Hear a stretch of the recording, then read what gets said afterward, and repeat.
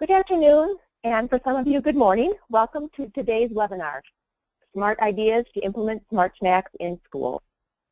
We are happy you are able to join Action for Healthy Kids and AASA, the School Superintendents Association, today to learn about the final rule about nutrition standards for all foods sold in school, smart snacks, and putting these requirements into action. In addition, results from an AFHK AASA school leader survey on smart snacks will be shared to provide insight in getting school leader support. And then we will hear from two exceptional school district superintendents and the progress they've made in their districts. Our objectives for today are, first, to review the USDA nutrition standards for all foods sold in school and the final rule.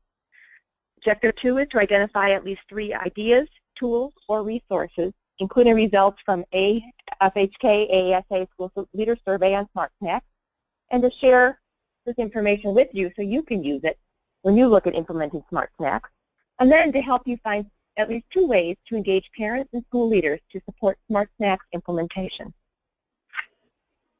My name is Jill Camber-Davidson. I am a school program manager at Action for Healthy Kids, and also do quite a bit of work with our CDC grant and many state agencies. And I'm also going to have Rebecca Shaw introduce herself. Rebecca? Hi, my name is Rebecca Shaw. I work at AASA, the School Superintendents Association, as a project coordinator of the Children's Programs Department. And in this position, I support the work of a variety of initiatives and oversee communications, including our growing presence on social media. And for over a decade, AASA has worked on initiatives through partnerships that focus on healthy eating and active living. And one of our partnerships has been with Action for Healthy Kids, where we focused on the impact of smart snack standards in school districts. I'm happy to introduce our 2 guest speakers who are active AASA members. As Jill mentioned, there are 2 superintendents who have been leaders in implementing smart snacks in their districts, and in 2014 they participated in AASA's Healthy School Snacks and Beverages Policy Initiative. Our first speaker is Dr. John Skretta. Dr. Skretta is in his 7th year as Norris Superintendent in Firth, Nebraska. He has been a member of the Norris leadership team since 2004, coming to Norris after serving as a teacher and administrator in the Lincoln Public Schools. Dr. Skretta has presented nationally on topics ranging from health and wellness to school safety, instructional leadership, school improvement, and human resources. As a member of AASA, Dr. Skretta participated in AASA's School Administrator Training Cadre for Coordinated School Health. He is the president-elect of NASA, the Nebraska state-level AASA affiliate. He was an invited member for the Let's Move Active Schools national rollout, joining First Lady Michelle Obama on a conference call which included other key leaders in school health and nutrition. Dr. Skretta participated in the Let's Move Active Schools Leadership Roundtable 2014 White House event sponsored by the President's Council on Fitness, Sports, and Nutrition, and was an invited panelist at the Shape America PE and Health Convention this past spring. He also represented Nebraska schools at the Pew Charitable Trust Rural School Nutrition Convening in St. Louis earlier this month. Our next guest speaker is Dr. Jeff Smith. Dr. Smith has led a distinguished career in education as a teacher, principal, and district office administrator for 30 years. He's currently superintendent of the Vald School District in Phoenix, Arizona. Dr. Smith was selected as Arizona Superintendent of the Year in 2012 and was recognized in 2013 as a diversity champion by the Phoenix Business Journal. Dr. Smith has served as a mentor for other superintendents for AASA, as well as an ambassador for the Alliance for a Healthier Generation. With a passion for healthy eating and active living, Dr. Smith is dedicated to improving the way schools teach children and adults about healthy lifestyles. Thank you both for joining us today. Great. Thank you, Rebecca. Thank you, Dr. Smith and Dr. Skretta. And just a few housekeeping details before we get started. Once you are logged in, you will see the control panel on the right-hand side of your screen. And you can use your telephone or speakers to listen, so whatever works best for you. And then you'll notice there are some different boxes on the side of the screen. One of them is the question box. You can type in your questions during the webinar here because all the participants are muted. So this is the way we can get feedback from you. So please type your questions into this box. In addition, you will notice there is a handout tab. And there are 3 handouts that are loaded up here. One is the PDF of all the slides. If you'd like that, right away you have it. A certificate of attendance is loaded on here as well. And a handout that has resources for you. So different links of the resources that you may use to further your work with Smart Snacks, including some of the AASA resources that Rebecca had mentioned earlier. In addition, this webinar is being recorded and will be posted on the Action for Healthy Kids Resource Clearinghouse. If you log on to www.actionforhealthykids.org and then check the Resource Clearinghouse tab, it will come right up, and the slides, the handout, and the recording will be posted there as well. So why are Smart Snacks important? Just to give you a little bit of background, this is really giving national consistency of these standards and sets the floor of what is required. Because as we look at what kids eat, more than a quarter of their daily intake may come from snacks. Kids who have healthy eating patterns are more likely to perform better academically. And kids consume more healthy foods and beverages during the school day. And when they're a Smart Snack at school, the healthy choice is the easy choice. As I said, Smart Snack Standards is a federal requirement for all foods sold outside of the National School Lunch Program and School Breakfast Program. There are 2 links on this slide that actually lead you to this book, A Guide to Smart Snacks in School from USDA, and their page that looks at Smart Snacks with many more resources on here. So you can use this to help you with your work. And just as a background, the final rule was released on July 21st of 2016.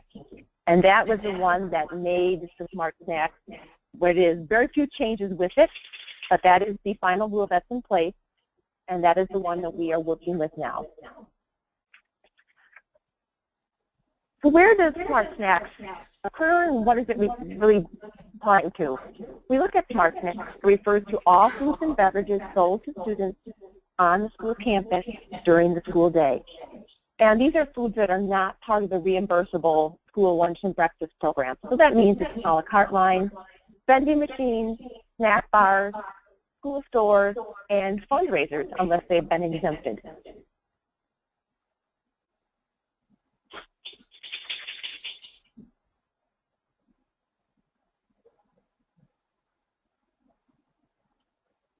Okay, I'm hearing there's an echo coming through and feedback, so I'm going to just check in terms of muting if we have anybody who hasn't been muted.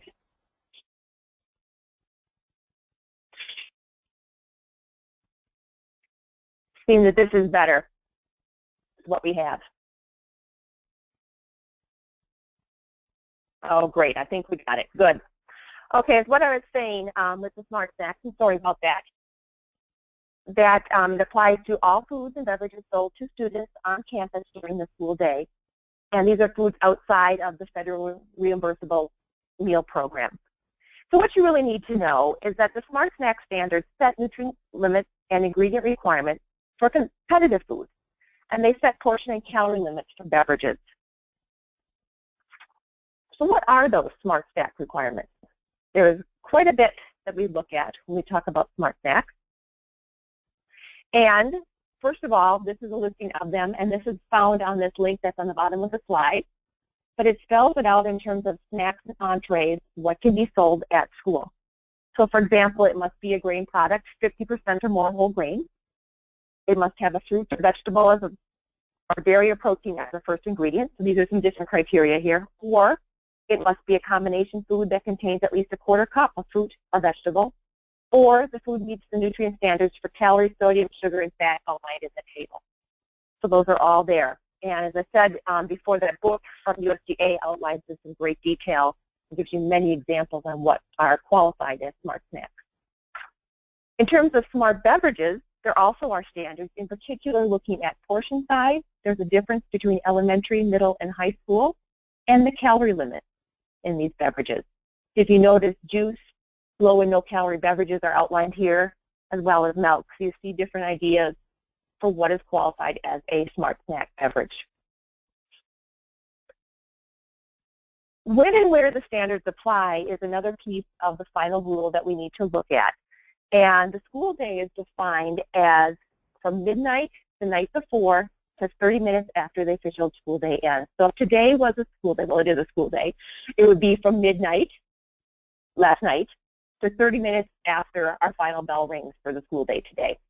And then the school campus is all areas of property under the jurisdiction of the school that are accessible to the students during the school day.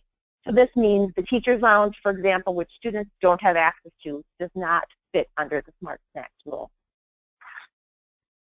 So I'm going to jump in here and share with you some information about a Smart Snacks survey that we sent out to AASA members.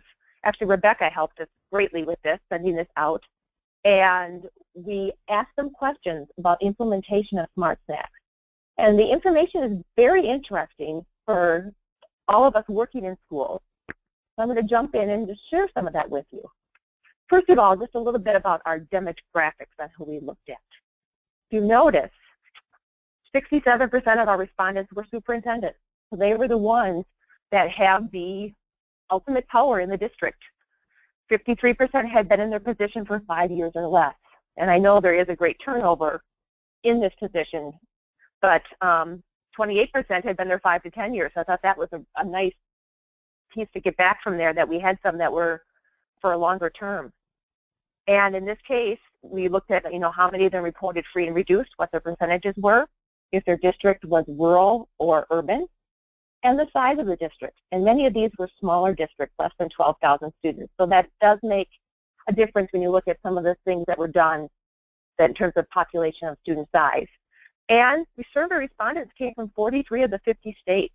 So we have a good representation of what is the opinions and attitudes across the country.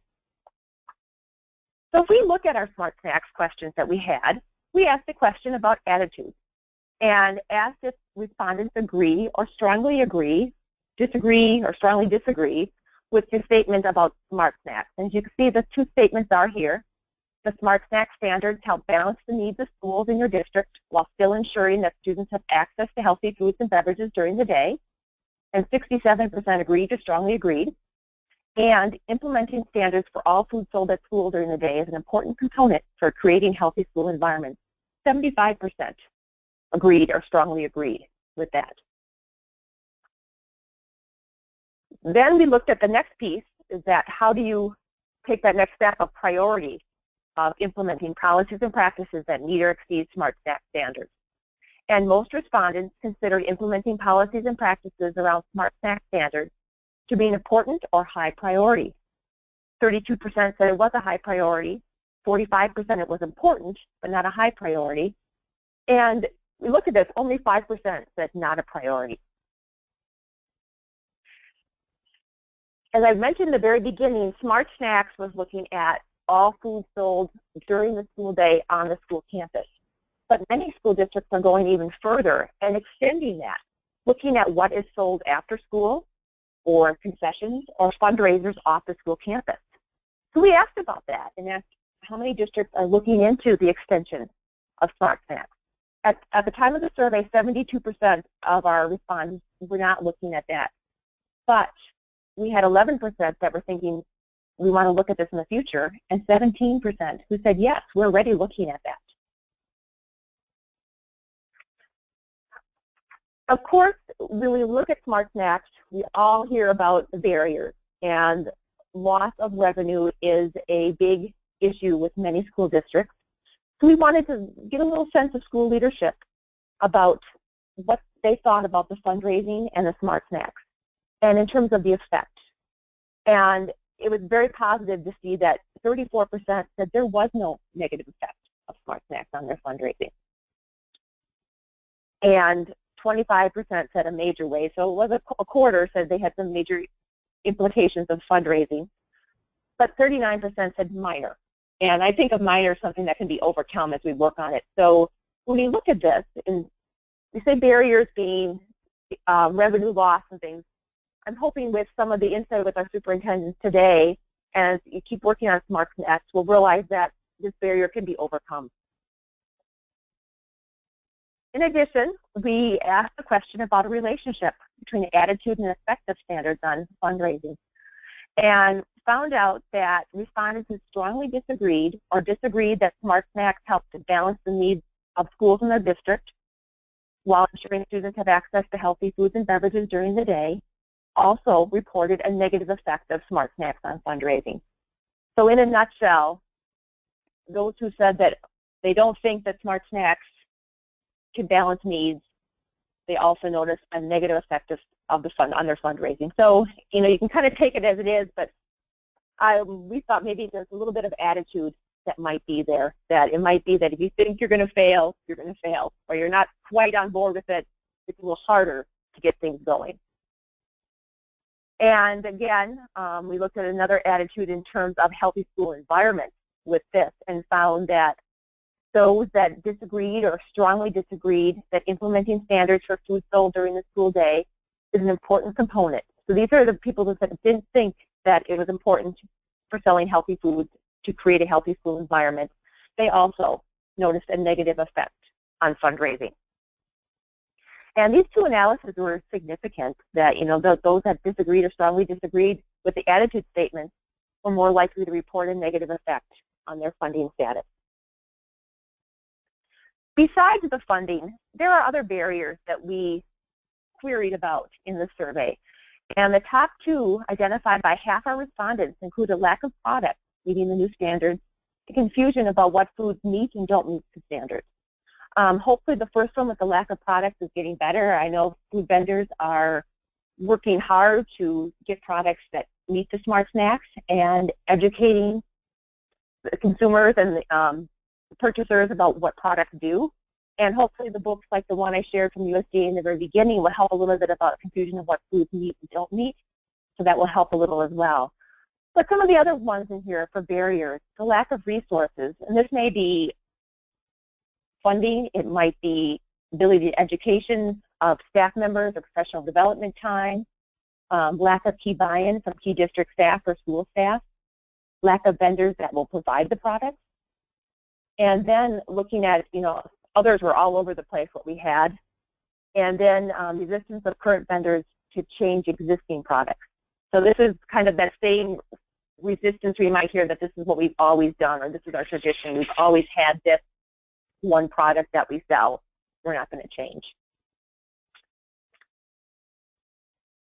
When I showed that slide about beyond the school day, and not many schools are getting there, you know, people are working on it, thinking about it, there are some barriers to extending beyond the school day. And the first one that comes up is 72% of our respondents identified as loss of revenue. There is that fear that there will be a loss of revenue if the fundraising, the concessions, things beyond the school day are changed. The second one was resistance from students, while the third was change from tradition, and the fourth was lack of support from parents. And I think these are ones that, as we work together, and how do we change our Smart Snacks and what we offer, we can overcome this resistance for students or changing traditions. And part of this might be just education and involving students in some of the process. So hopefully we'll get into some of this today to help you through, and our resources will share with you some of these great things as well. I also put this slide in here. This is actually from a different survey, but I wanted to share this with this group because this was a survey of public health professionals and nutrition experts in terms of what they thought the biggest barrier for healthy fundraising was. And they thought some of the top barriers were fear of change or losing revenue at 57%, lack of administrative or leadership support at 35%, and lack of parent or community support at 27%. So I thought this was an interesting shift here, because now we have our public health people looking in and saying, yes, they're identifying funding, they're identifying parent support, but they're also thinking that there might be some administrative barriers. When we look back at the administrative attitude, many of our administrators are very positive about the Smart Snacks. We might need to look at some additional education, and I'm hoping Dr. Smith and Dr. Skretta can help us to how we can reach superintendents in a positive way and help them to implement Smart Snacks. So at this time, I just want to have a quick reminder to put your questions into the question box. And as I said earlier, the recording and resources will be available on our Resource Clearinghouse webpage. So I'm going to turn this over to our guest speakers. First up, we have Dr. Smith.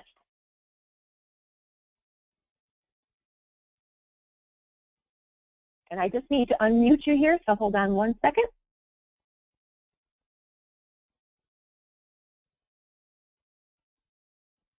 Okay, Am I unmuted? Go ahead, Dr. Smith. You're set, good. Dr. Smith. You may go ahead. Thank you so much. I'm so pleased to be here today. This is a passion of mine as a superintendent. I've been a superintendent for 8 years now, and this has been something that we've been working on for the last about 5 or 6 years in changing the way people see food and the way the school system and schools operate when it comes to food and relationships with kids. Let me tell you a little bit about BALT. We are located in Phoenix, Arizona.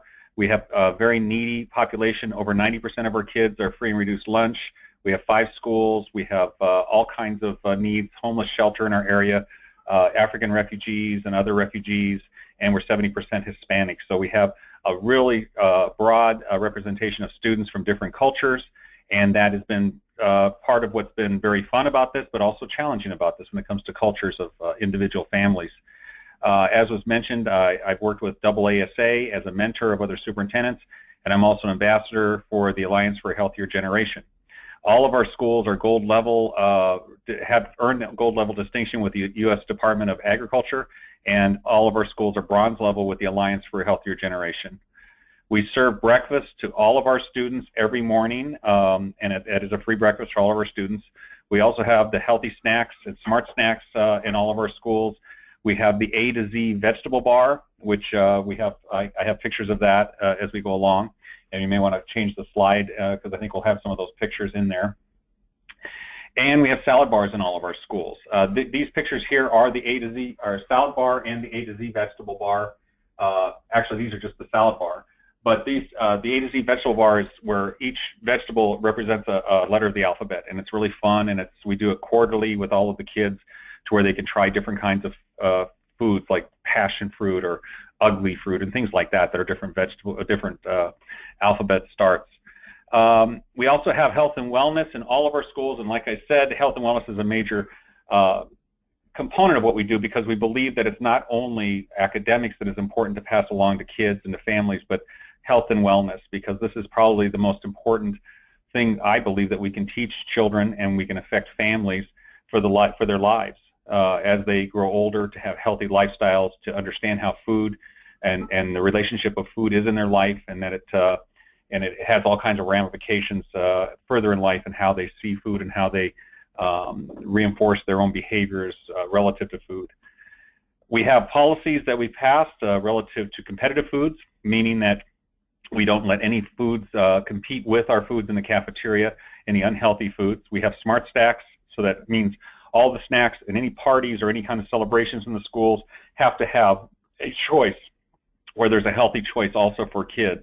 And then we also limit the celebrations in classrooms to once a month. So if 3 kids in a particular classroom have a birthday this month, there's 1 celebration. There isn't many or 3 celebrations. And then we also like to see them as celebrations rather than parties, because parties have such a connotation of let's eat junk food and sit around and listen to music or whatever it is. We also have healthy fundraisers, which means that all of our schools, the PTA or the student councils, if they do fundraisers, they can't sell the cookie dough or the whatever things that are fattening or not on the list, and so that leads to more healthy fundraisers. I think John will talk a little bit more about what he's done with that, and having you can still fundraise and you can do it in a different way, and it can be a healthy way to have fundraisers without relying on just simply giving out food that's high in sugar and so on. And then lastly, we have a policy that says that we cannot use food as a reward or punishment. And this is a big one because so often classrooms and schools are built around the idea that if we want kids to do something, we have to give them a reward, and the reward is usually something that has to do with Otter Pops or some kind of high sugar type of food, because that'll motivate kids to do whatever you want them to do. And so we really looked at other kinds of ways to reinforce kids or to reward them with perhaps an extra recess or things that can involve play and exercise rather than just some kind of a high sugar food. Also, food as a punishment is no longer allowed, where people are, they don't let the kids go out to recess, or they don't let them go to the party or the celebration, if you will. So we want to prevent, or we want to change the way we see food as it may be used to ply or coerce behavior out of kids. And I think that's the main conversation to have in the schools. And also we have brain breaks, which are short breaks and bursts of activity within the classrooms, and we have ways that we encourage teachers to break up the instruction so that it's not an hour-long instruction, but maybe at various breaks in the day, or whether natural breaks between classes, things like that, that they can do healthy, fun exercises that only take 2 or 3 minutes each. In general, like I said, HEAL, Healthy Eating, Active Living.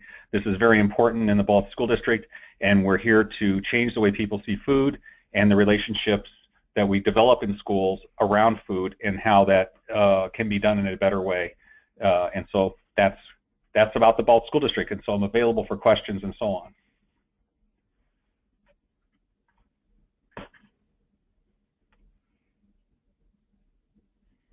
Wonderful. Thank you, Dr. Smith. As I had mentioned, enter your questions, please, into the question box, and we will get to those shortly. Next up, we have Dr. John Skretta, and he will share with us a little bit about his district. Dr. Skretta? Hey, thanks. Thanks for the handoff. Thanks, Jill. Thank you, Rebecca, for the intro earlier. It's an honor to join you, and especially to follow Jeff on this webinar today. It's a real privilege to be able to join AASA's children's programs and Action for Healthy Kids. These are two organizations that have done a tremendous amount to support student health, and they're organizations that have provided a lot of technical assistance over the years to the Norris School District. And I also want to say it's just great to be able to follow Jeff on this. Jeff's a national leader in this area, someone whom I've gotten to know personally over the last several years, and I know his personal commitment and his school district's commitment are very genuine to improving student health. One of the points that Jeff made that I simply want to reemphasize and I want to reiterate right up front is this is a coordinated effort. Smart snacks in schools, certainly you can pursue that as a singular initiative, but school districts are much more likely to experience sustained success if it's part of a coordinated effort around enhancing student health, connecting it to staff wellness, developing knowledge, providing training, and reimagining, as Jeff said, our entire relationship with food in schools, because historically that hasn't necessarily been a great one. You can go ahead and advance the slide. In the first slide here, and this is going to sound pretty simplistic, but I think it's really important. And one of the things is that we've observed at Norris is as you move into greater compliance, look at the prevalence and availability of different flavored waters that are zero-calorie beverages, and also how you market just plain bottled water and make it available for kids. It's a great option. It's something that the more we can emphasize, promote, push in front of students, the more likely they are to internalize those choices, not just in the school environment, but outside of it, and have a positive impact on their health. This is a really important movement nationally. The flavored water market grew by another 6% in 2015. Nearly half of U.S. consumers are reporting that they're drinking more flavored waters themselves in order to replace high-calorie soda drinks. So I think this is a great example of an area where schools were out in front due to the efforts of USDA and due to the Healthy Hunger-Free Kids Act. We're out in front of the marketplace, but now consumer demand at a national level is actually mirroring closer to the consumption patterns that we're seeing in schools. Now, I want to reiterate, though, too, Jill made a few points there, too, early on about being mindful of the compliance requirements in order for those beverages to be available. You know, 8 ounces elementary level, 12 ounces middle school, 20-ounce high school and the corresponding caloric requirements for any flavored beverages. So just wanted to make you aware of, I think, how readily marketable those water beverages are. The next thing I want to talk about is how we've tried to embrace the Healthy Hunger-Free Kids Act as transformative for the entire notion of what snacking looks like. We've, just left an era in schools where I know from personal experience being a veteran educator that junk food was very prevalent in schools through fundraisers and through a la carte items that we sold to kids in vending machines and in our food service lines in cafeterias. Now we're in an era where there's much greater understanding of fueling your body correctly through fresh fruit and vegetable consumption. And Norris is a rural school, semi-suburban, south of Lincoln, Nebraska. So a very different geography and different demographics than what Jeff described in his setting in Arizona, and yet many of the same initiatives in terms of fresh fruit, vegetable bars, salad bars in every building are analogous, and they've proven to be very successful in two very dissimilar settings. So I think that says a lot about how successful those can be. The photo that you're looking at here shows what was a apple taste testing experience, and we got these apples from a local producer in the Nebraska City area about an hour from our campus, had a variety of those apples available for student consumption, and the taste testing was part of the Farm to School event last October. This was a picture of then First Lady Sally Ganem, Nebraska First Lady Sally Ganem, and our food service director Melinda, and those are the adults pictured. The point is that through putting on an event like this, you can put an array of healthful options in front of students that they may not have even been aware of previously. We found that many of our students had never tried a kind of apple other than a Red Delicious apple. So when you put a Macintosh or a Brayburn or a Jonathan or a Golden Delicious in front of them, it's like a taste revelation for some of these kids because they are experiencing a different kind of sweetness, a different texture, a different crunchiness with different kinds of apples.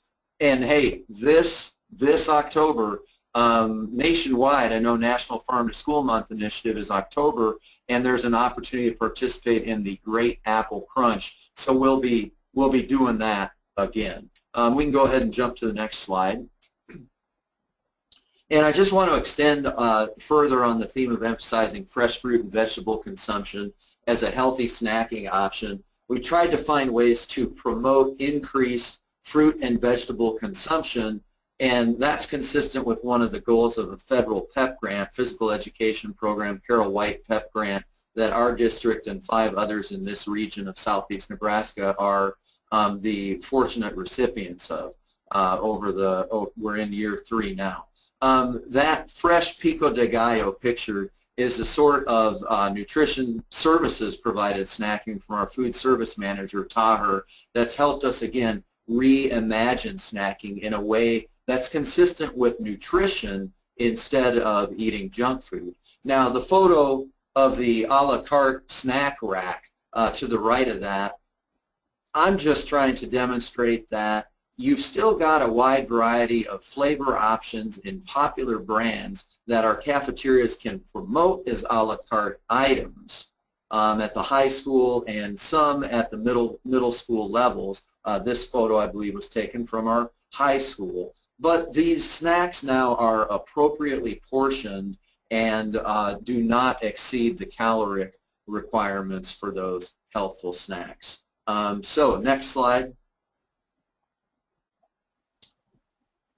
And as I talked about a little bit with the Farm to School initiative and our partnership with the Nebraska Center for Rural Affairs around getting locally produced apples in, we also work with a local provider in the pouch milk that you see pictured there. That's one of our intermediate school students, a 4th grader, who was two-fisting it with a pouch of skim milk and a pouch of skim fat-free chocolate flavored milk there from Prairie Land Dairy, which is just down the road. they've been a great district partner in helping our students understand the farm-to-table connection, but also understand the nutritional value of school milk. And this correlates with or resonates with a statement that Jeff made to you earlier about when we snack at school now, let's make sure we're not infiltrating and invading our classrooms with unhealthy snacks, with food that doesn't need to be in there because it's brought in from the outside. Kids know that that milk's good stuff. They know it's good for them, and they know it tastes really good. And that's the sort of beverage to promote for in-school consumption. Now, I also want to mention, and I think Jeff alluded to this as well in the Balls, Arizona School District.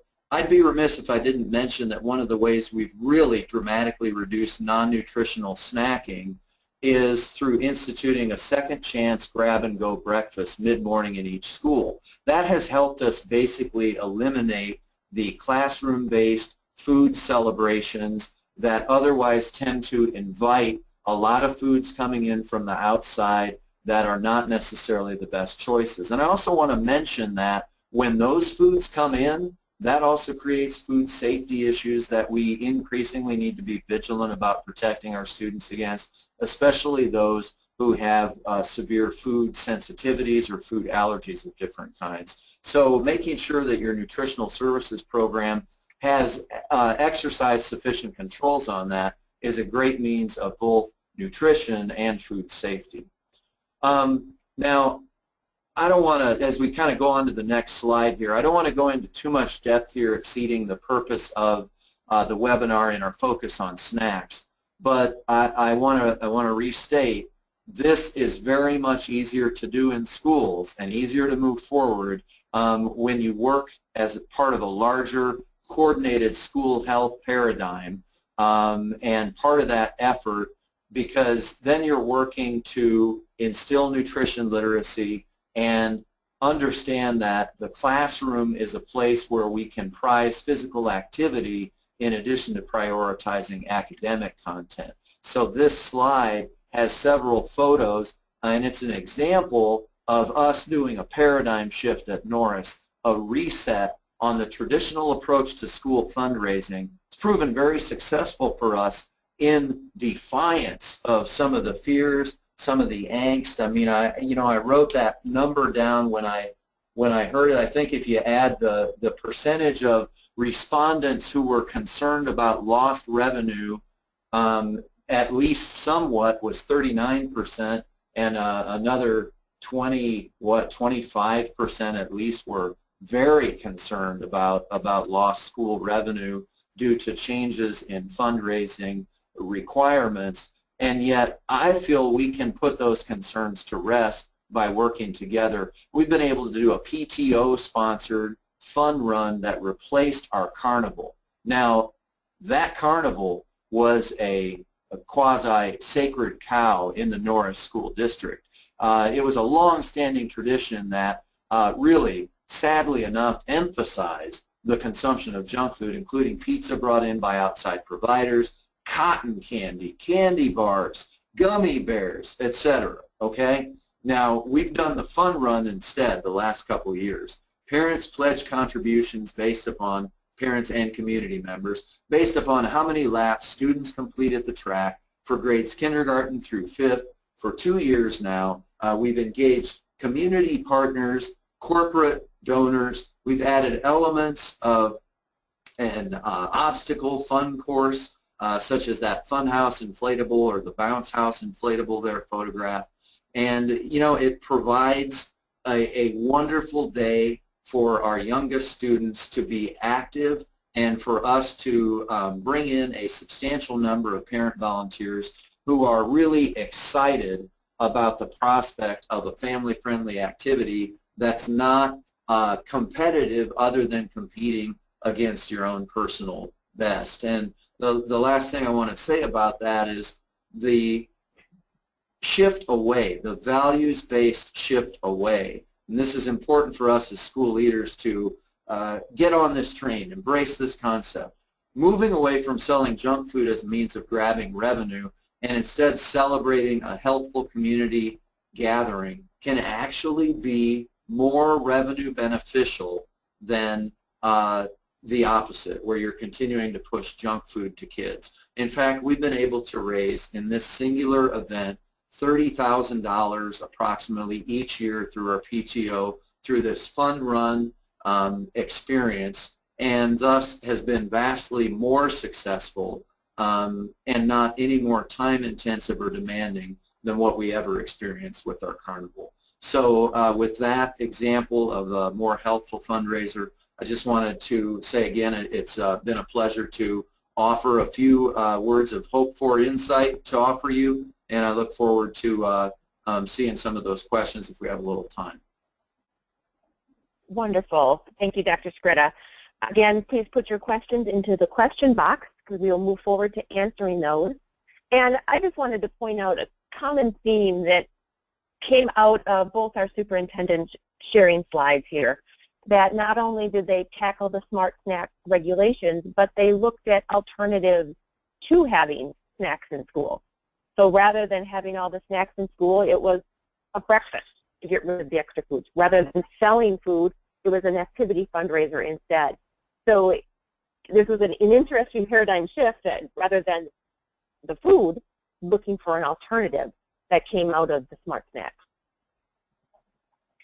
For those of you who are looking for some resources on fundraising, in particular, Action for Healthy Kids has quite a few tip sheets that here is just a small example of what we have. These are listed in the resource handout. If you go to the handout tab and click on that, or in our resource clearinghouse, these are available for you to download and print off for what you need. I also wanted to put everybody's contact information up here. Both our superintendents have graciously agreed to accept questions from people directly. So here's their contact information. And at this time, I'm going to actually go over to questions and start looking at what we have come in. And first off, this would be a question for Dr. Smith.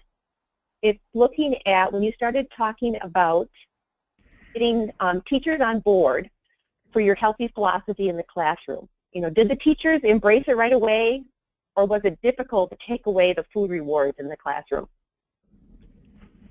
Thank you. I think it depends on different people, and the leadership is really the key, and I think the leadership of the superintendent's key, and it's also the leadership of the school principal to embrace these concepts and not look at them so much as like prohibitive or trying to catch somebody as doing something wrong as much as trying to talk about a different way to do things and to look at what we're doing and why. Teachers are smart people, and I think anyone that's really, if you're an adult these days, you know what it is to be an adult and to work with your weight and your health and and to see the future as you're entering the middle age and older and seeing, gosh, these are things that I'm really having to deal with today that no one ever talked to me about when I was younger. And it wasn't really an emphasis then. And so I think it's not that hard to get people to understand the logic of it and the reasoning of it. The real challenge, I think, is the behavior. It's easier. It's a lot simpler to say, let's have an otter pop party, or let's just, you know, whatever it is. And it takes a little more challenge. I mean, John talked about the fundraiser, and I think it's so inspiring to talk about it, where you have I'm picturing this fair, and I've seen them, we've all seen them, where there's cotton candy and all this stuff going on. And then now you have a fun run, and think of it, you know, you don't have the overhead, you have a more healthy activity. So I find that with leadership, with the support of the principals, the support of your PE teachers are key. PE teachers live for this. This is their whole life is around this, and they want to lead, and they will lead. And so I didn't find that it's a big problem, but I can tell you right now, if I go into schools, I'll probably find, you know, here and there, I'll find a bowl of candy somewhere. You know, and Halloween's coming up. You can imagine what that's going to be like. So it's never really done. It's something that you just constantly emphasize, talk about, and provide a safe environment for it, where you can talk about it without feeling like someone's going to be punished or something, but really let's have a logical conversation about where we're going and what we're trying to accomplish. And I found that teachers do want to get on board because they want what's healthy for their kids. Wonderful. Thank you for that. So you're really talking about changing the culture in terms of what is out there. Yeah, and if I could just add, another thing that I do is we model for the adults. And so when we have, for example, I have a there was some kind of a reward for schools that had a percentage of parents do something, or whether, that's not important. But the point is, we said we'll get a breakfast for the staff. Well, that breakfast is going to be a healthy breakfast. It's going to have healthy options. It's going to have yogurt, and it's going to have other things that are good for people. And so they're going to enjoy that. They're going to enjoy the breakfast, and they're also going to see that we mean it.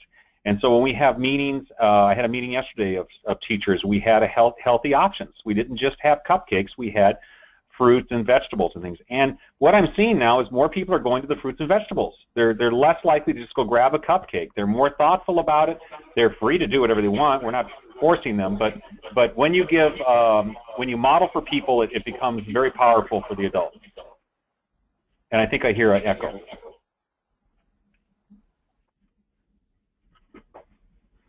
That's it. Okay, very good. In terms of healthy concessions outside of the school day, did either of you look at healthy options or a mixture of healthy options and unhealthy options? Any ideas in terms of tackling that issue of concessions outside the school day? In the Norris District, we really have not gone there yet, other than to incorporate the flavored waters, because the ices are so popular with kids that we have a lot of kids who will readily purchase a flavored water instead of purchasing a soda.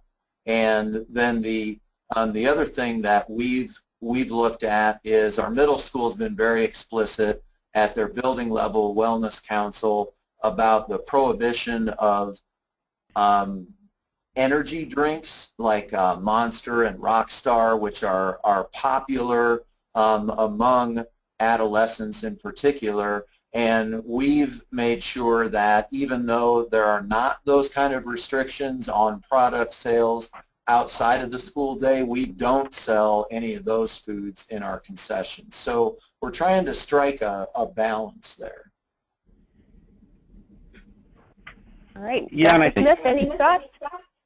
Well, I would just say that this is an interesting part of it, because we have a brand new state superintendent that came on board about a year ago, and one of the things she said was she was very upset that schools were restricting after-school activities where kids what they can eat, and she felt like it was a nanny state, that the government has no role in this. This is a parent's responsibility. And so that was kind of throws cold water on the momentum in our state, I can tell you. But, I think the point is that what can we control? What do we really have control over? We have the school day, and we can really basically take that under our purview of responsibility. Once the kids leave and it's a half an hour after school, and they're in some kind of a sporting event, we can give our perspective, we can give our preferences and things like that, but ultimately it does become a responsibility for those sports teams or those PTAs or athletic booster teams, supports organizations to do what they feel is right. And so we can emphasize it, we can try to talk with them about it, and we can slowly change their behaviors, but I don't know how much I wanted to really just get into that and fight a battle beyond what we're doing during the course of the day, when it's really not it's not under my jurisdiction. It's not really under my responsibility for that. I want to do it, but I want to be rational and reasonable about whatever we're doing, and look at the long-term goals of what we're trying to do without trying to run up against a wall on something when I'm not sure the value of it or how effective it would be. I don't know if that's a good answer, but I think that's where I come from on that. Thank you. I was going to add just a little bit with the concessions. Sometimes the healthy concessions needs to be driven from the students themselves. And in terms of, people, when you buy things at concessions, you are voting for what you want with your dollars, basically. And I can, share with you that there are many private facilities that have healthy concessions. And my own daughter plays on a club volleyball team, and there was one location we would go to that she was really excited to go to this location because they had these really great yogurt parfaits at their concession stand, because it was a low-fat yogurt, lots of fresh strawberries and berries in this. And she said, this is something that's healthy to eat. I feel good eating it. It helps me play better. So I like playing at this venue. So, I mean, and if kids start voting, they'll all buy it, the concession stand is going to continue to sell that item. The other option I know from parent booster groups, and you had mentioned this, Dr. Smith, that they'll get together in terms of what they offer for feeding their athletes, whether it be sending something with them on the bus or something so they aren't reliant on concession stands or whatever it might be. And I even know of a sports team in a district that's working with school nutrition staff to have them pack up lunches. They pack a cooler that the team can take on the bus with them for their events. So they have, they purchase these sack lunches and they take them for their away events and their tournaments. And they have this as a healthy alternative for snacks rather than having to rely on concession stands. And I think if people start realizing that people want these healthy things and kids speak out, I'm hoping we'll see some changes that way. A question that came up for Dr. Scretta, in terms of what you've done with the Healthy Fundraisers, how did you get parents on board in the very beginning with your change from the carnival to the run-a-thon or walk-a-thon? Well, this was a fairly long process. It wasn't something that we said a couple weeks out, hey, we're gonna make that change. And instead, we had some willing partners and participants. And this goes to your comments about how would you change and further integrate helpful options in concessions or around school activities for teams, etc. It requires a collaborative effort to do that. It requires the involvement of coaches. It requires the commitment of, honestly, zealous parents who want to see you do something different. And we were fortunate because we had mutual needs that met in the middle. And the needs that I'm talking about are, we were finding it more difficult to enlist volunteers for the carnival event. And when we shifted the PTO fundraiser to a fun run event during the school day, we actually had better luck garnering a significant number of volunteers and getting the involvement of parents. Now, this was a step in a process where I don't think we would have had the cooperation and commitment of parents to the extent that we did if we were still living in an era where classroom snacking was occurring on a frequent basis, the likes of which looks like, and we've all seen this, let's say a teacher as an incentive for desired student behavior says, I'm going to pay you guys off if we don't have anyone acting out during the assembly on Wednesday. And then on Thursday, the reward is a $100,000 bar or a payday candy bar for each kid. That was the sort of environment that we had combated and overtly worked to overcome prior to trying to institute a Healthy Fundraiser PTO event.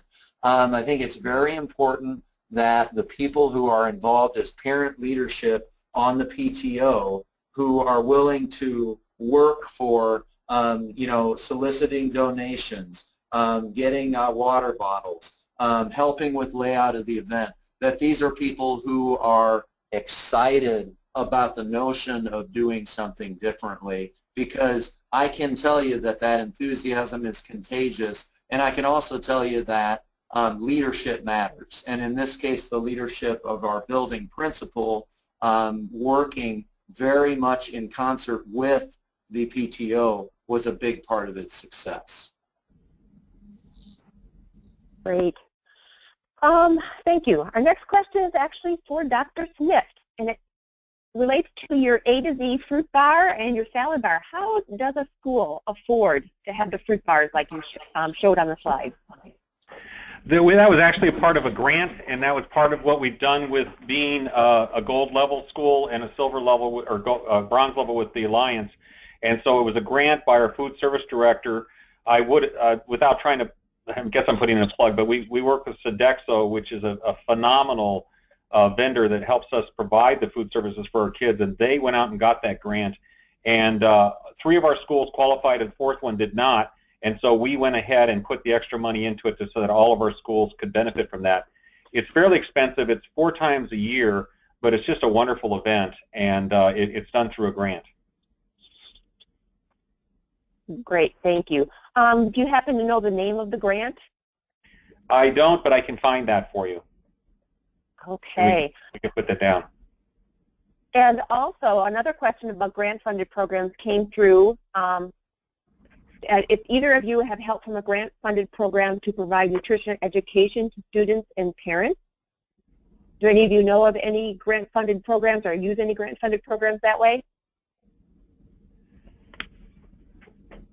We've worked with our local United Way, and we have a really neat program we're doing right now where we have weekend hunger backpacks. The point being with that is that you have food that's available that's provided through our local food bank, and that kids were able to take food home over the weekend.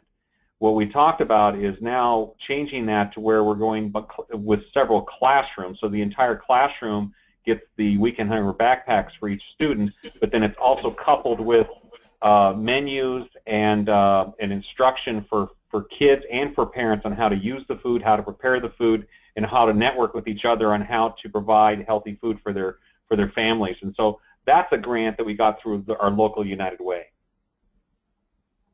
Great, thank you, Dr. Smith. Dr. Skretta?